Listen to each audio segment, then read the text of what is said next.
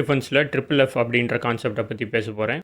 First ஒன்று வந்து flight, அதாவது ஓடிடுறது அந்த இடத்துலேருந்து ஏதாவது ஆபத்து அப்படிங்கும்போது. இன்னொன்று ஃப்ரீஸ், அப்படி வந்து என்ன பண்ணுறதுன்னு தெரியாமல் உறைஞ்சி போய் நிற்கிறது. அப்புறம் மூணாவது உள்ள எஃப் வந்து ஃபைட்டு. நம்ம செல்ஃப் டிஃபென்ஸ் வீடியோஸில் எல்லாத்துலேயும் பார்க்க போகிறது ப்ரிப்பேர்டாக நிற்கிறது. இவன் இந்த அட்டாக் தான் பண்ணுவான், நம்ம இது தான் பண்ண போகிறோம் அப்படின்றது. ஆனால் ரியல் லைஃப் சுச்சுவேஷன்றது வேறு.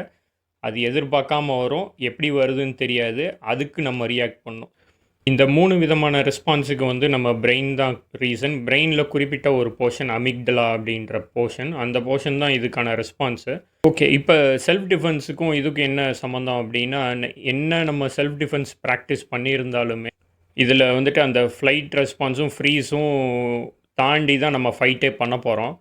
ஸோ அந்த அளவுக்கு ப்ராக்டிஸ் இருந்தால் மட்டும்தான் நம்மளால் அந்த சுச்சுவேஷனில் ஃபைட் பண்ண முடியும். ஸோ இதை ஓவர் கம் பண்ணுறதுக்கு என்ன ட்ரைனிங் வேணும் அப்படின்றது தான் நம்ம பார்க்க போகிறோம். ஃபைட்டு வந்து ப்ராக்டிஸ் பண்ணுறது எவ்வளோ முக்கியம் அப்படின்றத இதில் சொல்கிறேன். ரீசன் என்ன அப்படின்னா, நிறைய பேர் வந்து நிறையா ஃபார்ம்ஸு, கட்டாஸ் இதெல்லாம் ப்ராக்டிஸ் பண்ணி இருந்தாலும் அவங்க வந்து ஃபிசிக்கலாக ஒரு பஞ்சோ கிக்கோ பாடியில் ரிசீவ் பண்ணாத வரைக்கும் அவங்களுக்கு ஆக்சுவல் ஃபைட்னா என்னன்னு தெரியாது. ஒரு அடியோட பெயின் எப்படி இருக்குன்னு தெரியாது. அவங்க பாடிக்கு அது தெரியாது கண்டிப்பாக.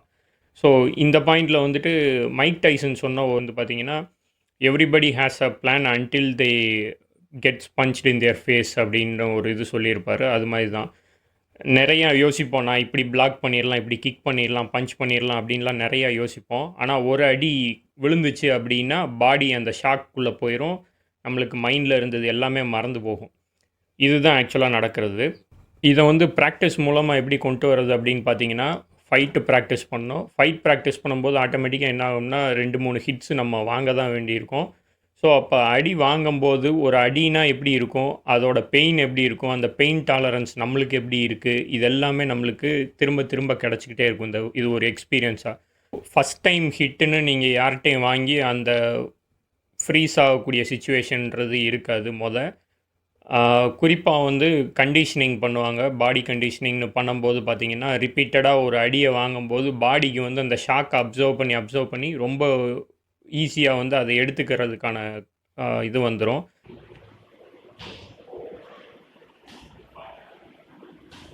நிறைய பேர் வந்து இந்த பாடி கண்டிஷனிங்கை வந்து தேவையில்லாத ஒன்று அப்படிம்பாங்க. ரொம்ப சிவியராக பண்ணுறது தேவையில்லை, ஆனால் அது மேண்டேட்ரியான ஒன்று. இது வந்து 1 or 2 இயர் ப்ராக்டிஸில் தான் இந்த மாதிரி நம்மளால் பை ட்ரைனிங்கில் கொண்டு வர முடியும். இந்த கான்செப்ட் பற்றி யாரும் பெருசாக சோஷியல் மீடியாவில் பேசினது நான் பார்க்கல. நிறையா செல்ஃப் டிஃபென்ஸ் வீடியோஸ் எல்லாம் போடுவாங்க, ஆனால் மெயினான கான்செப்டை மிஸ் பண்ணுறாங்க. எதனால் இதை சொல்கிறேன் அப்படின்னா, இப்போ ஒரு ஃபைட்டிங் ஈவெண்ட்டுக்கே போகிறோம் அப்படின்னா நம்ம மைண்டு ப்ரிப்பேர்டாக இருக்கும். நம்ம ஃபைட்டுக்கு தான் போகிறோம். ஸோ உள்ளே போய் இறங்கி ஃபைட் பண்ணுவோம், வின் பண்ணுவோம், லூஸ் பண்ணுவோம், எல்லாம் இருக்கும். ஆனால் ரியல் சுச்சுவேஷனுங்கும்போது நம்ம வந்து ஃபைட்டுக்கெலாம் ரெடியாக இருக்காது மைண்டு. ஃபைட்டுக்கு மைண்டு ப்ரிப்பேர் ஆகுறதுன்றது லைக் ஒரு ஸ்விட்ச் போடுற மாதிரி. ஒரு மைண்ட் செட் ஒரு மோட்லேருந்து இன்னொரு மோடு மாறணும். அந்த மாற வேண்டிய மோடு தான் நம்ம ப்ராக்டிஸில் கொண்டு வர்றது. ரிங்கில் ஃபைட் பண்ணுறது வேறு, ரியல் சுச்சுவேஷன்ன்றதை வேறுன்றது நல்லா தெரிஞ்சுக்கணும். ஸோ அதுதான் மெயினாக நம்ம ப்ரிப்பேர் பண்ண வேண்டியது. ஃபிசிக்கலாக எந்த அளவுக்கு ப்ராக்டிஸில் இன்வால்வ் ஆகிருக்கோமோ மென்டலி ப்ரிப்பேர்ட் ஆகிறது தான் இதுக்கான முக்கியமான விஷயம். இந்த ட்ரிபிள் எஃப் அப்படின்ற கான்செப்டை வந்து நம்ம அண்டர்ஸ்டாண்ட் பண்ணிக்கிறது செல்ஃப் டிஃபென்ஸில் ரொம்ப ரொம்ப இம்பார்ட்டண்ட்டானது. இதைத்தான் சொல்லணும்னு நினச்சேன் இந்த வீடியோவில். தேங்க்யூ. நெக்ஸ்ட் ஒரு வீடியோவில் பார்ப்போம்.